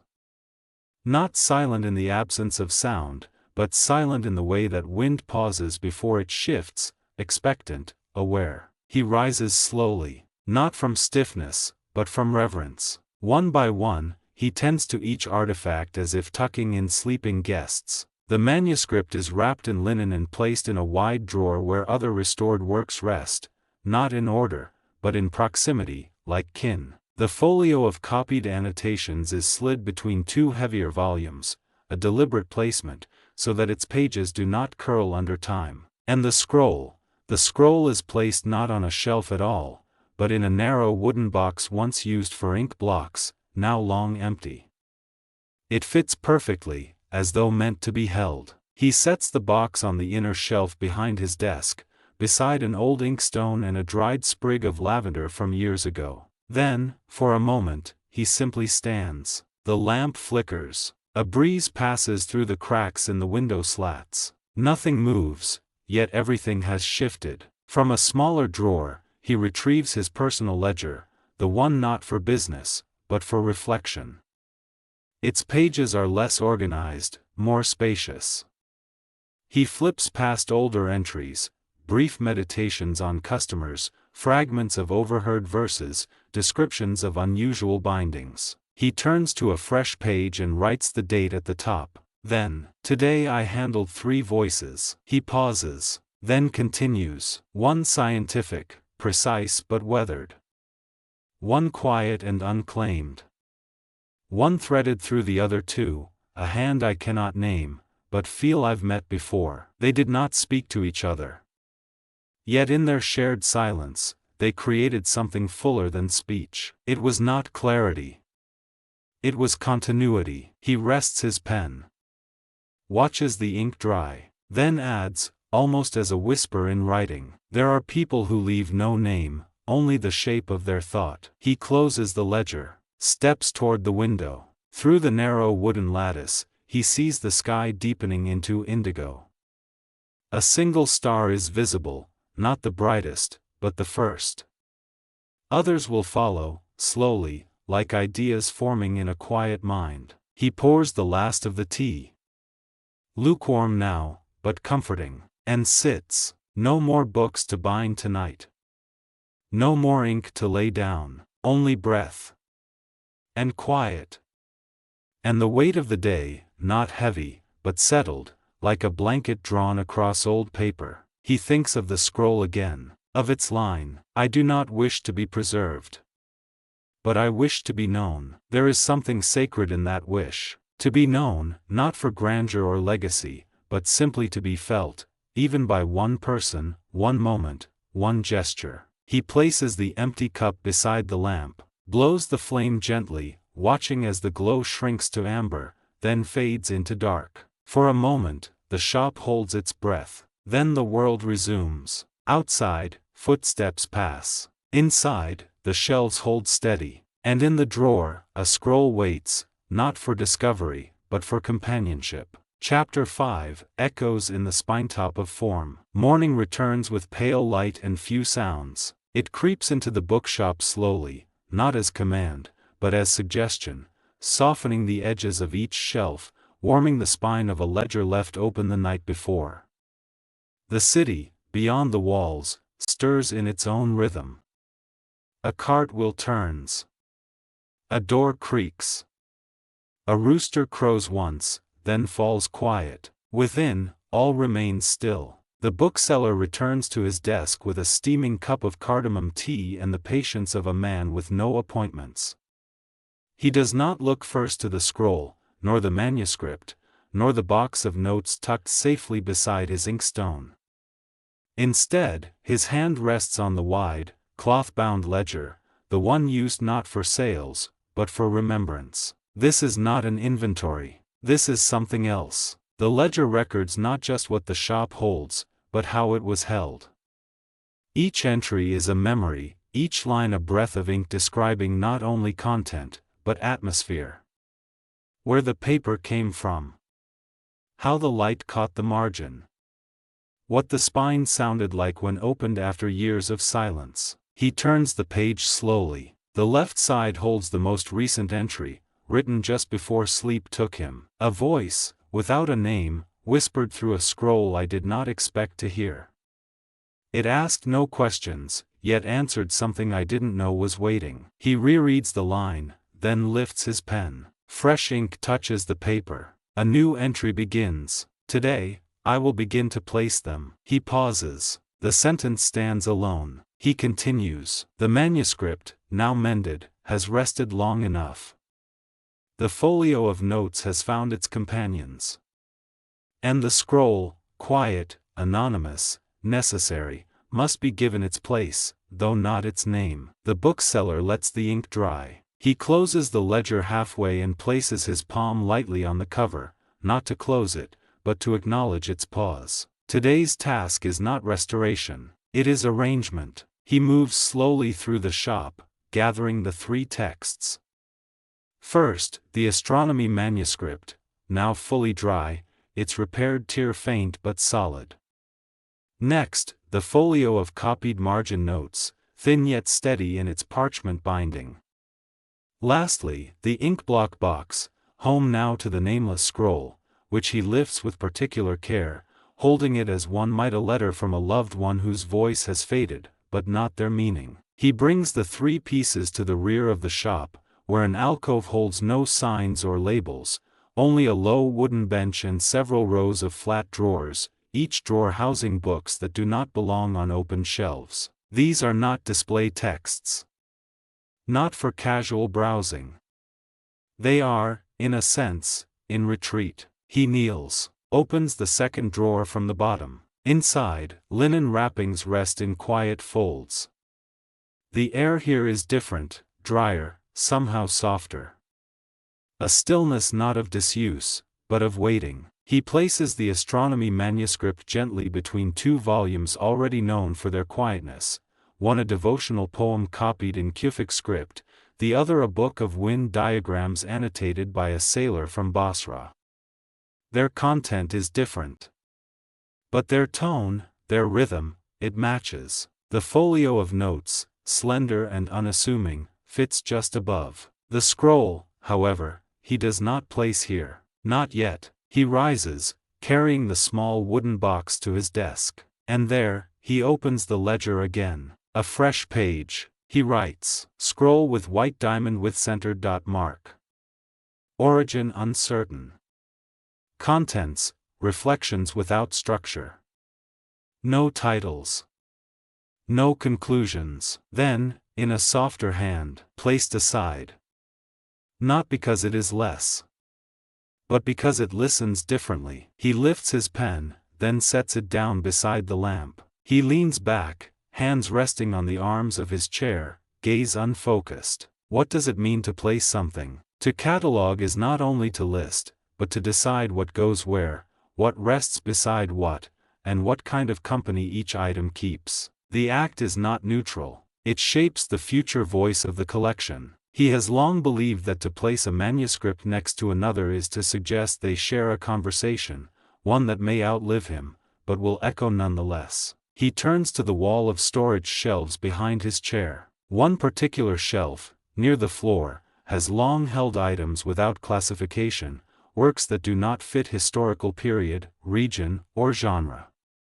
He once thought of it as temporary, but over the years, it has become its own kind of archive, not unordered, but gently resistant to taxonomy. He walks to it now and clears a space. The small box is placed at the far left corner, beside a hand-bound volume of unsent letters and a travelogue that ends mid-sentence. Its position is deliberate. He steps back, looks. The shelf, in its quiet asymmetry, feels complete. For now, back at his desk, he pours another cup of tea. The light has shifted. A warmer hue now, filling the spaces between objects. He takes up the ledger one last time and writes. 3 voices entered the room. I did not bind them. I placed them, as one arranges cups on a table before guests arrive. Not for display. For presence. Then, after a space, the scroll has its place. It has been heard. He closes the book gently, and for a moment, he does nothing. The shop breathes. Outside, the sounds of the city are beginning again, footsteps, laughter, distant wheels. But within, everything holds. Not stillness, exactly. More like memory, in arrangement. There is a shelf in the back room that has no name. It was never labeled, never sketched in the floor plan of the shop. It began as a convenience, a spare space for misfit volumes and uncertain fragments. But over time, the bookseller found himself returning to it.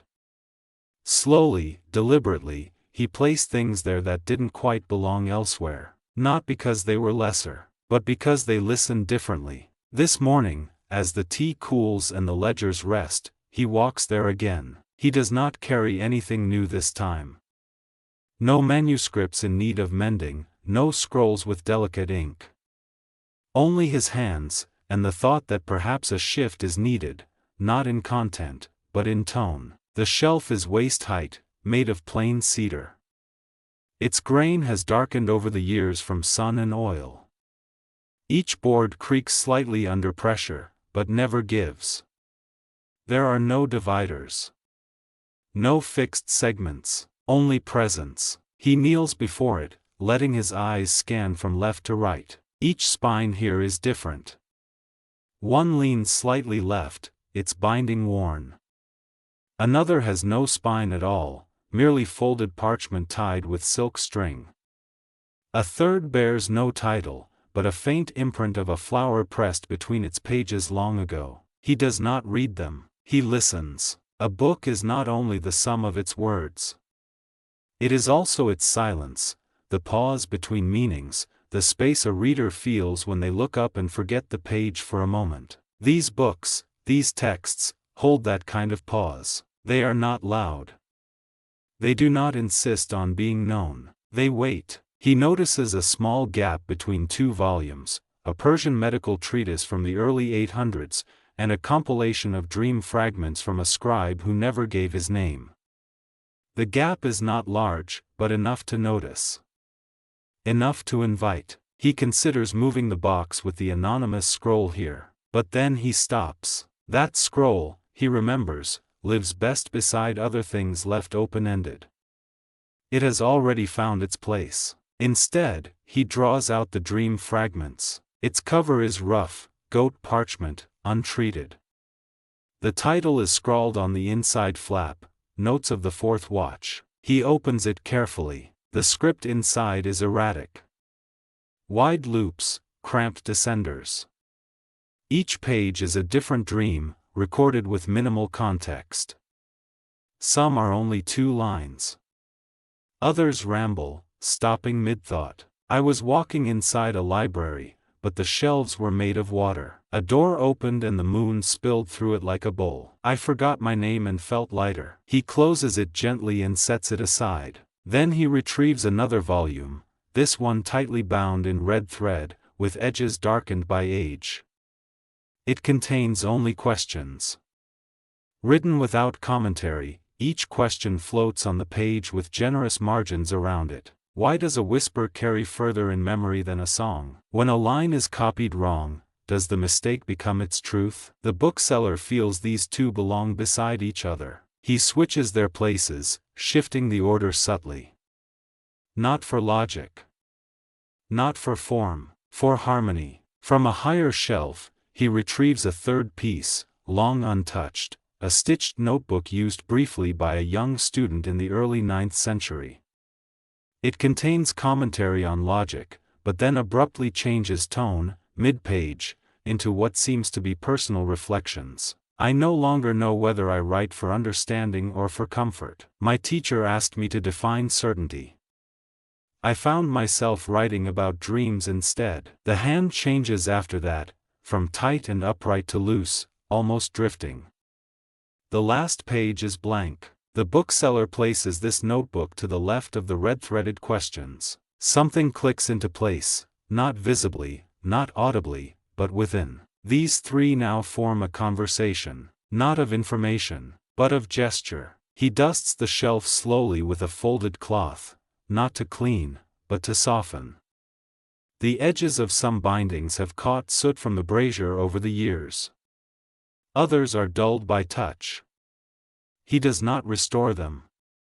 He only notices. In the far corner of the shelf sits a book bound in palm wood, a rare structure, its covers etched with an image of wind lines over dunes.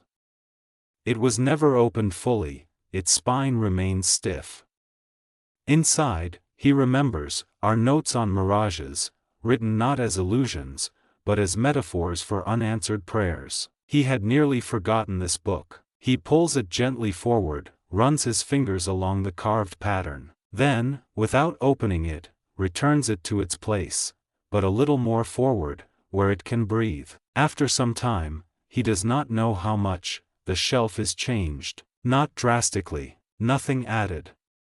Nothing removed, only shifted, adjusted, as one might adjust a poem, not to clarify, but to bring the quiet part forward. He sits back on his heels and studies the result. The books are still, yet they speak more clearly, not through their words, but through their placement. Before rising, he touches the shelf lightly with his palm. The cedar is warm from the sun now, and it smells, faintly, of old pages and dust and distance. Back at his desk, he writes one line in the ledger. Today, I did not rearrange for knowledge. I rearranged for listening. There are voices the bookseller knows by name. He can trace them through generations: court scribes, well-documented scholars, physicians who signed their treatises in thick, declarative ink. Their work enters the shop with confidence: titles in gold leaf, prefaces extolling the author's lineage, stamps from academies or courts. But then there are others, more frequent, more familiar, and far more quiet. These are the writers who left no name, no seal, no date. Only the rhythm of their hand and the breath behind their thought. He has come to know them, not individually, but intimately, as one knows the changing sound of wind through different trees. Today, with the shelf rearranged and the scroll safely placed, he returns to these unknown voices, not to organize them, but to remember. He opens a small drawer beneath his desk. Inside is a folded parchment map, not of land, but of pattern. At its center, a rough diagram of an open book. Around it, radiating outward, are notes and symbols drawn in careful ink. Not names, but descriptors. Writes vowels smaller than consonants. Margins unusually wide on the left only. Adds stars between thoughts, always 3. Rewrites final line on a second slip of paper. Each phrase is like a small whisper from someone just beyond the curtain. The bookseller does not use this chart to identify. He uses it to recall. He smooths it gently on the table and lets his eyes settle. In the upper corner is one particular entry he often returns to, refers to the pause before ink dries as a moment of divine hesitation. He doesn't know who wrote it. The passage came from a slim notebook acquired in a trade for ink paper, traded not because of its contents, but because the owner didn't know what to make of it. Too soft, they said.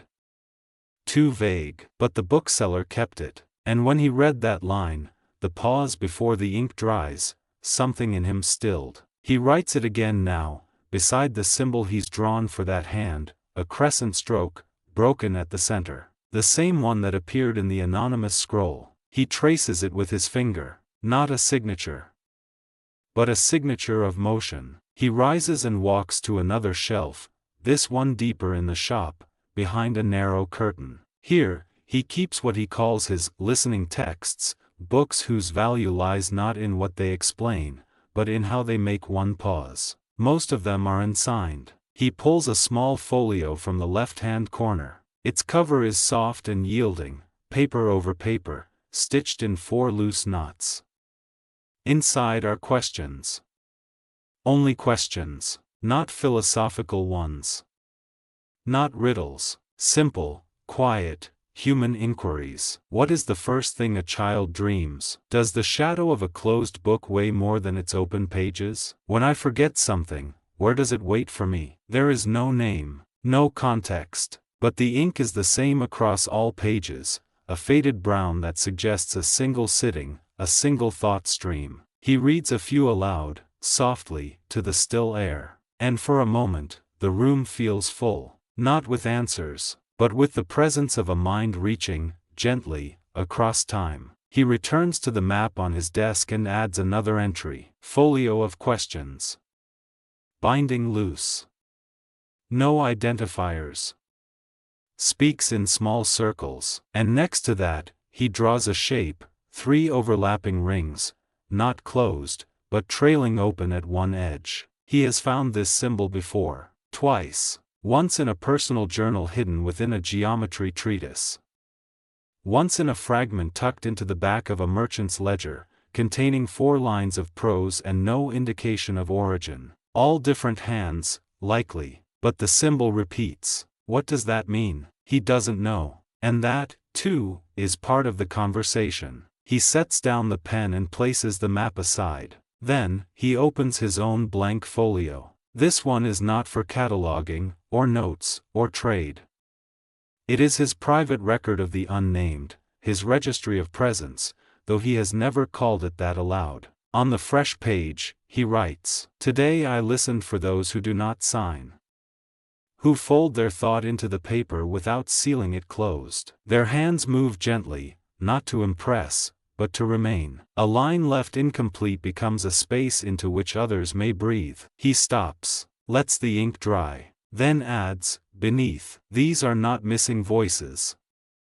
They are uninsistent ones." As the day wanes, the shop glows gold. Dust floats like memory. The books do not speak, but they also do not sleep. He walks the aisles slowly, resting his hand briefly on several spines, many of which hold no title, no claim of origin. He knows them by feel, by weight, by the way they hold quiet. Not all memory is made of names. Some is made of gestures, of the slant in a letter, the breath between pages, the willingness to not finish a sentence, and let another complete it, one day, in another hand. There are drawers in the bookshop that no one sees, not hidden, only quiet. They are tucked below the main catalog drawers, where records of texts, authors, and trade logs live.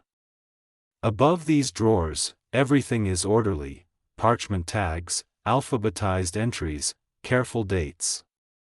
But just beneath, in 3 short compartments that run the length of the back wall, the order dissolves into something else. The drawers are unlabeled, but the bookseller knows them by feel. Today, he opens the center one, the one he calls, in thought if not aloud, the space between catalogs. Inside is not chaos, but softness, slips of folded paper, scraps torn from larger pages, fragments with faded ink, or none at all, half-lines of poetry, annotations detached from their parent texts, marginalia that drifted loose like leaves from a tree long felled. He lifts them gently, each one, a hesitation made visible. The first is a small strip of cotton rag paper, no wider than a finger, written in red ink, barely legible. A name is not always a name. Sometimes it is only a sound looking for rest. No signature, no context. He remembers where he found it, tucked between 2 astronomy texts from Samarkand. It had no apparent connection to the stars, but it stayed with him. He placed it here, with others like it, things that speak softly, things that resist being placed. Next, he pulls a triangle of parchment, its edges uneven. On it, "I wrote this instead of saying it. That's all. No more. No less." He smooths it flat on the desk. He does not ask who wrote it. He only listens. This drawer is not a puzzle to be solved. It is a sanctuary, a place for pieces that would disappear in a system, like herbs too delicate for heat, or songs that lose meaning if sung too loudly. The bookseller once tried to sort these fragments. He thought to file them by theme, fragments of love, doubt, time. But the act felt wrong, as though he were rearranging birdsong by pitch. Now, he simply returns to them from time to time, lets them speak in the order they choose. From the lower corner of the drawer, he finds a folded page, marked with a faint crescent at the top.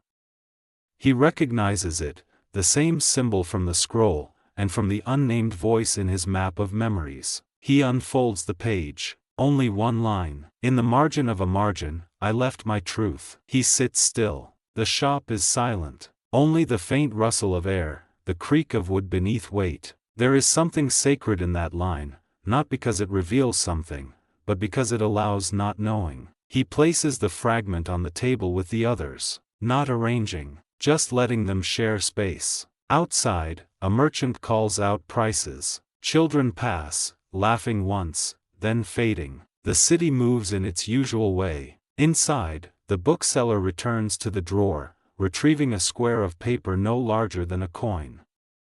In the corner, a dot and 3 lines, a forgotten mark from a forgotten script. He flips it over. No writing, just an imprint. It looks as though someone pressed the page to their palm after writing something elsewhere, leaving behind only pressure. No ink. No text. He holds it to the light. Nothing more reveals itself. Yet he keeps it, because even a trace of presence has weight. He takes his personal folio from the desk drawer, the one reserved for reflections that don't fit the catalog. He writes, "I opened the drawer today, not to name, not to file. Only to sit with what cannot be named, and does not wish to be filed." Some knowledge arrives in full sentences. Some in silence. Some in the breath between both. I do not know who wrote these. But I know what they feel like in the hand. The fragments do not ask to be whole. They only ask not to be lost. He lets the ink dry, leaves the page open. Before closing the drawer, he takes one last scrap from the corner, parchment rubbed thin, the ink almost vanished. But he remembers this one. He's read it many times. It reads, "When I have nothing left to say, I still return to the page." He reads it once more, then folds it, and places it in the center of the group. Not above. Not below. Among. He does not close the drawer all the way. He leaves it slightly ajar, as though it might breathe easier that way. And perhaps it does. Evening returns, not with drama, but with a dimming of light. The sun lowers behind the rooftops of Baghdad, and the warm glow of day folds gently into shadow. The shop does not resist it. It receives the dusk the way old paper receives ink, slowly, completely, without protest. The bookseller lights no lamps yet. Instead, he moves quietly through the shop, hands clasped behind his back, his steps unhurried. There is no task now, only tending. He begins with the top shelf near the entrance, where older books sit with frayed bindings and softened corners. With a clean cloth, he gently wipes away the fine film of dust that has settled across the spines, not because he needs to, but because the gesture itself feels like listening. Each spine is different beneath his hand. Some are slick with old lacquer, others textured like woven reed. A few lean together like tired companions, sharing the same gentle lean to the left. As he wipes, he does not hurry. He lingers. A little longer here, where an old medical text once belonged to his teacher. A little longer there, where the spine is cracked, but the book still opens with grace. Dust, to him, is not neglect. It is simply time made visible. And to remove it, softly, without scolding, is not to erase time, but to acknowledge it. He moves to the rear shelves next, where the anonymous scroll rests, and the newly placed sequence of dreaming folios now breathe side by side. These he does not dust at all. He only rests a hand upon the edge of the shelf, just for a moment, as though to say, "I see you. I remember what you hold. I trust your stillness." In the corner of the shop, near T.E. small brazier that warms the space on colder nights, sits a table of odd volumes, the in-between texts. A treatise copied on reused parchment, its former writing faintly bleeding through. A book of weather observations that devolves into poetry.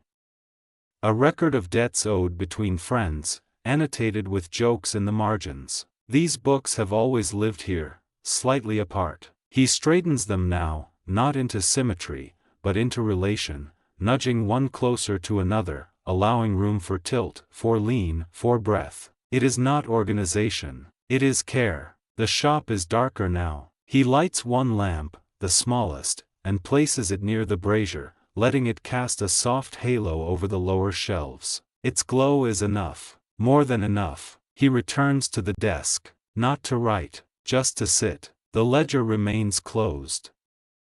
The folio of unnamed voices rests beside it, but instead of reaching for either, he lifts a thin, unused scrap of paper and turns it slowly in his fingers. One edge is curled, the surface slightly textured. It is not a perfect piece. A flaw in the pulp has left a small indentation near the corner. He places it gently on the table, and beneath it, writes a single line in his own hand. To tend what is quiet is to remember that it matters. He does not sign it. He does not file it. He places it into the drawer of fragments, the space between catalogs, and lets it join the others. Outside, a breeze stirs. The streets of the city hum low and distant, pots being washed, a gate creaking shut, footsteps fading. Inside, the shop holds its silence with quiet pride. And the books, though they do not speak, seem to breathe. The bookseller rises once more and walks to the threshold of the shop. He does not open the door, only rests his hand on it, feeling the grain of the wood, the cool metal of the latch. He looks back. Nothing has changed, and yet everything is settled. The scroll has its place. The unnamed voices have been remembered. The dust has been acknowledged. The shelf has been gently touched. He lowers the lamps, closes the ledger, washes the cup from earlier, then places one small book, the notebook of questions, beneath the desk lamp. He will read it again tomorrow. Just 1 or 2 pages, enough to remind himself of the curve of wondering. As he prepares to leave, he notices a faint shaft of remaining light brushing across the floor, the last edge of the day. In that strip of golden gray, a few motes of dust hang in the air, turning slowly, as though remembering something. He watches them for a moment, then lets them be. The door closes with a sound so soft it hardly registers. Just the faint shuffle of wood against wood, the click of the latch falling home. The bookseller stands for a moment in the entryway of his shop, letting the night settle around him. Behind the door, the hush of a sleeping city, pale lanterns swinging on their posts, the occasional murmur of someone walking without urgency. Within, shadow. Not dark, exactly, but full of stillness. Only one lamp burns now, the small one on the desk, its light cupped by a metal hood. It casts a narrow circle across the floorboards, illuminating little more than the nearby chair, the edge of a cushion, and a shallow bowl half full of cooling tea. He does not reach for more flame. This is enough. His footsteps are near silent as he moves across the room. The day's dust has settled, barely disturbed by his passing. He does not walk quickly. There is no haste left, not in this hour. He sets down a folded shawl, drapes it over the back of his chair, and eases into the seat, slowly, with care, like one returning to something that has waited without expectation. The tea is lukewarm now. Still fragrant. Still kind. He lifts the bowl, drinks once, and rests it beside a loose scrap of paper, a note written earlier in the day but never filed, its edge curling ever so slightly in the warmth of the lamp. He reads it again, though he already knows the words. Not all lines are meant to continue. Some are meant to end with a breath. He does not know when he wrote it. Perhaps between visitors. Perhaps while cataloging. Perhaps it wrote itself. His eyes drift across the room. The shelves are still, their spines turned inward, silent witnesses. The cushion on the low bench remains slightly askew from where a guest sat earlier. He does not fix it. The tilt feels honest, like laughter that left a trace. A small ceramic pot, used earlier to hold sealing wax, still rests open near the brazier. A stick of wax leans inside, barely used, its end uncharred. None of these things demand attention. They only ask to be seen. He sees them. Outside, the wind stirs gently through the narrow streets, tugging at the fronds of the fig tree just beyond the shutters.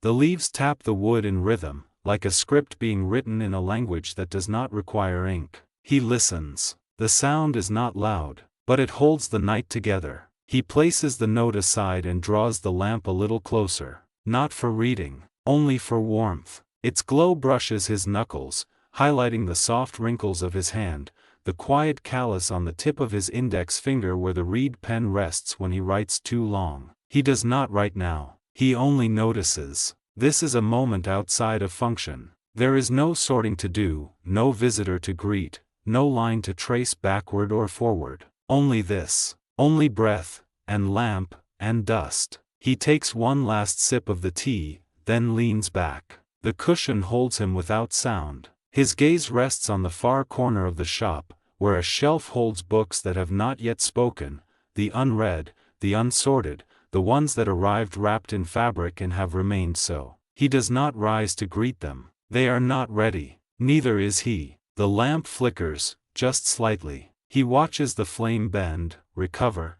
still. He smiles, just enough to crease one side of his mouth. Not all things need tending. Some only need witnessing. There is a corner of the shop he rarely touches. Not out of neglect. Out of respect. The books there do not clamor. They do not lean or shift or open of their own accord. They rest, neatly wrapped, or spine inward, or stacked beneath soft cloth. Some arrived years ago, passed from hand to hand with no clear record. Others came recently, folded in oilcloth or wrapped in palm leaves. A few were purchased with the quietest coin, the kind used not for gain, but for gesture. The unread shelf, not forgotten, only waiting. He stands and walks toward it slowly, the single lamp behind him casting a longer shadow with each step. As he nears, he does not reach out. He simply lowers himself to the cushion that rests beside the lowest level of the shelf, a worn seat that creaks slightly as he settles. It has always been there, though he can't recall ever placing it. The floorboards beneath are warm from the heat of the brazier across the room. The books do not shift. They receive his presence. He looks first to a manuscript wrapped in faded indigo cloth, tied with a thread that has frayed at the edge. It has no tag, no mark, no memory of origin.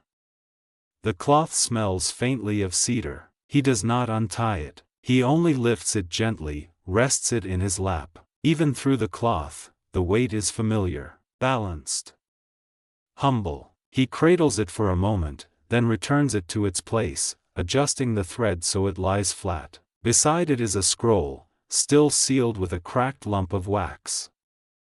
The seal bears no crest. Only a thumbprint. Deep, pressed as though from someone who wanted the act of sealing to speak louder than the words inside. He touches the wax. Cool, unbroken. He smiles faintly. It will remain so. Not because it must, but because the unopened has its own kind of presence, its own kind of knowledge. Another volume, this one barely larger than a handspan, is wrapped in thin reed paper. The edge has been torn. Not from use, but from time. He traces the tear lightly with one finger, then lets it be. Some texts, he believes, are never meant to be read, not because they hold secrets, but because they hold stillness. And stillness, too, deserves a shelf. He leans back against the wall and closes his eyes. The warmth of the shop, the softness of the cushion, the quiet pulse of the single lamp across the room, all combine into something like rest. Not sleep, but permission. He thinks about the many visitors who have asked to see the unread shelf. He always says the same thing, those are not ready yet. And when asked why, he smiles, shrugs, offers tea instead. No one insists. Some things explain themselves simply by continuing to exist. A faint breeze nudges the shutter. The fig leaves brush once more. And somewhere, across the rooftops, the faintest trace of a flute echoes and fades. He breathes in,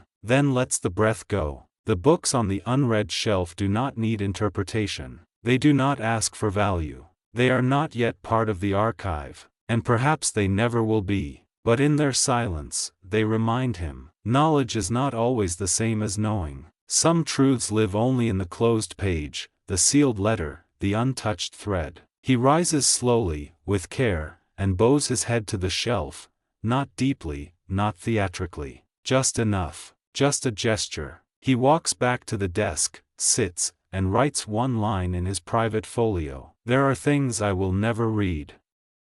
I am grateful for them. The ink dries, the lamp still glows, and the unread shelf, undisturbed, continues to keep its quiet watch. The shop does not speak, but it listens. It listens in the space between shelves, in the gap where two scrolls lean without touching, in the shadow beneath the lowest table where dust curls like forgotten script. The bookseller does not disturb these spaces. Tonight, as the lamp burns low and the room holds its breath, he walks softly through the quietest places, not to change anything, but to notice. By the south wall, there is a shelf that has always sagged just slightly in the middle.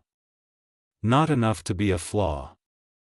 Just enough to shift the slope of the books, so that one thin volume always tilts sideways, spine askew, edge barely touching its neighbor. He has never corrected it. The lean feels intentional, though he knows it isn't. He brushes a finger across the spine, lightly, like one might touch a shoulder in passing. The book does not move, but the moment is held. Near the window, an unused brush rests in a shallow dish, its bristles bent softly from where they were once cleaned and never lifted again.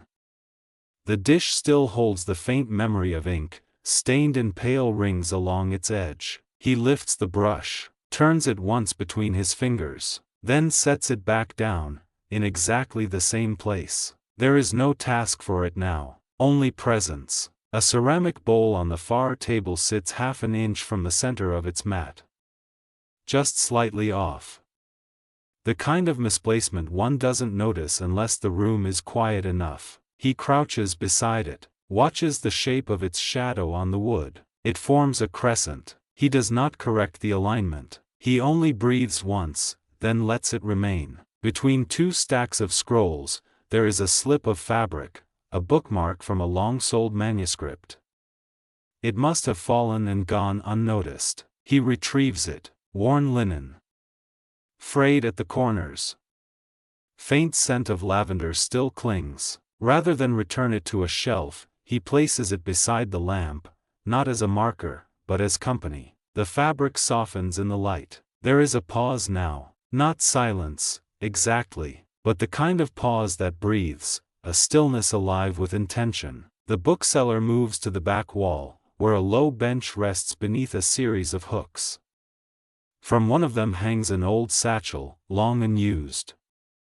Its strap is torn at the edge, its buckle tarnished. He opens it gently. Inside are 3 sheets of folded parchment, blank, and a single pebble, smooth and black, round enough to roll but never far. He holds the pebble in his palm, feels its weight, then places it back without a word. These are not items of importance, but they carry something the catalogue cannot name. The quiet between things, the language of pause. He writes only one line in his notebook tonight. It is not the book that holds memory, but the space between the pages. He closes the notebook, blows gently on the page, and returns the pen to its dish. Outside, a breeze lifts again, the fig leaves stir against the shutters. Inside, the shop is not silent. It is listening. The ledger is heavier than it once was. Not in weight, though its pages have thickened with ink and time, but in presence. It rests beneath the counter, beside the small drawer of sealing wax and the dish of spare tags.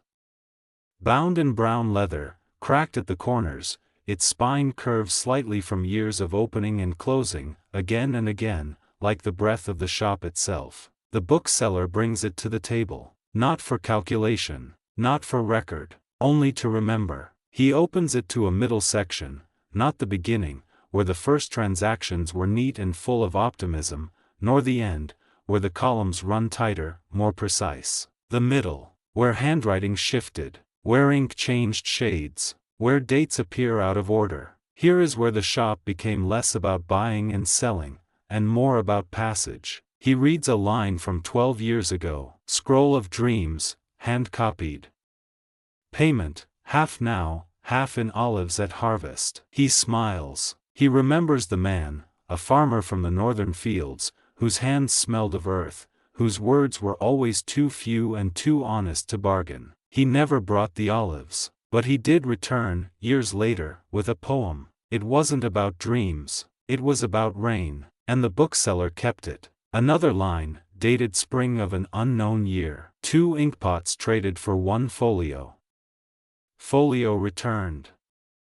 Ink not. The writing is his, but unfamiliar, tight, hurried. He traces the words, cannot recall the trade, only the sense of it, a memory like a scent long gone but still vivid. He turns another page, finds a column filled only halfway, then struck through with a single red line. Beneath it, a note, no longer relevant, but still true. He does not remember writing this, but it sounds like him. The ledger was never meant to be poetic. But here, between the math and the notes, poetry emerged anyway. In the form of erasure. Of margins filled with question marks. Of names written once and never again. He pauses at a page where the ink has faded to near invisibility. He tilts the page toward the lamp, just enough to reveal the imprint of pressure, a list of titles, perhaps, or names. There are no numbers beside them, only an underline beneath one. Book of Soft Questions. He does not know what it means,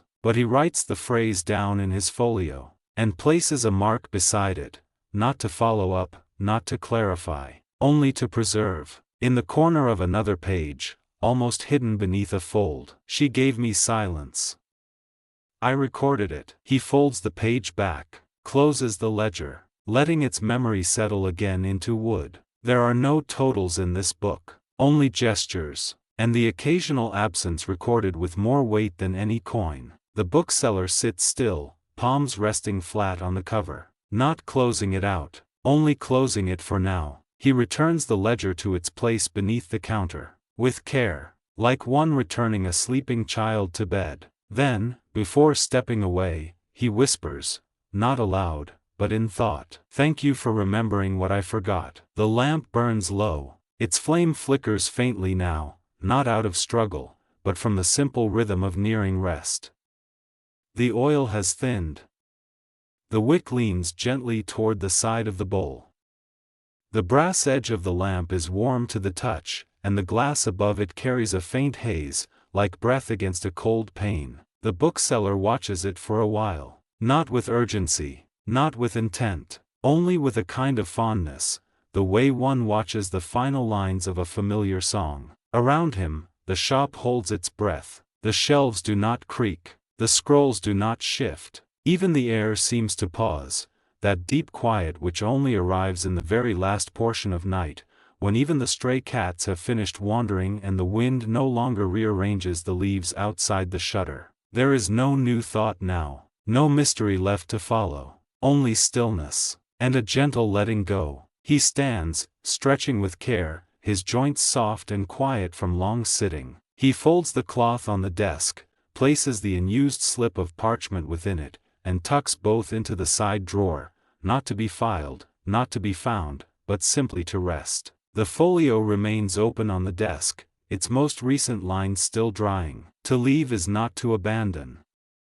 To darken the room is not to end the conversation. He leaves the page open. No need to close it. Some thoughts remain most alive when unfinished. He walks slowly to the lamp, cups his hand once above it, not to block the light, only to feel it. Then gently, using a small spoon of brass kept for this purpose, he lowers the snuffer over the flame. A soft breath, a flicker, then nothing, only the faint curl of smoke rising, blue-gray and twisting, like a line without a destination. He watches it drift, then disappear. The room is dark now, not empty, only unlit. He pauses near the door, letting his eyes adjust to the weight of shadow. Even without flame, the contours of the shop remain, the edge of a table, the roundness of a stool, the soft square of window shutter slightly ajar. Everything still exists. It simply waits. He opens the door. Outside, the sky is deep indigo, the last shape before true black. One star holds steady above the alley. The fig tree is still. He does not rush. He steps out, turns back, and rests his hand gently on the doorframe, a touch without purpose, a gesture of quiet affection. Behind him, the shop breathes on its own, not asleep, not awake, only paused, like a book closed mid-sentence, confident it will be opened again. The bookseller walks into the early dark, his sandals soft on the stone. No one calls out, no sounds follow, but within him, something remains. Not a question, not an answer, just the warmth of the last curve of flame,